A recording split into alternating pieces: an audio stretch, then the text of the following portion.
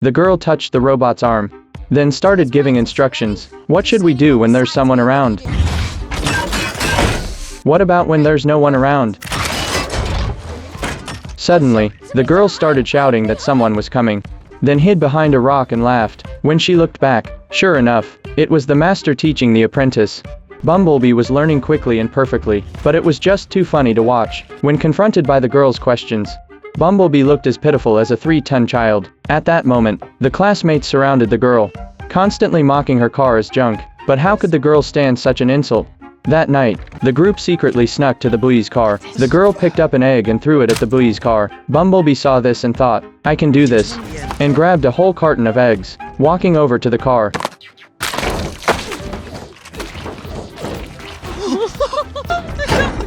Bumblebee flipped the car over with a single swipe. Hearing the sound of sirens, the girl quickly hid. Bumblebee, seeing this, hurriedly flipped the car back over, then curled up behind the car, covering his head. The girl saw this and frantically signaled. Bumblebee finally understood, transformed into a car, and quickly sped off with the two of them. But the speed was too fast, and they attracted the attention of the police. The cops closed in on them. Bumblebee nearly lost control, almost going off the cliff. He quickly extended one arm, grabbing the guardrail and speeding along. He actually climbed up it. The cops were still right behind, closing in fast. Bumblebee quickly laid down the seats. When the cops saw no one in the driver's seat, they broke out in a cold sweat. They tried to force Bumblebee to stop, but Bumblebee, desperate, transformed right in the middle of the road. The car's body shrank, extended legs, and jumped over obstacles. Then, landing directly on top of the cop car, he instantly destroyed the police car. They successfully shook off the pursuit.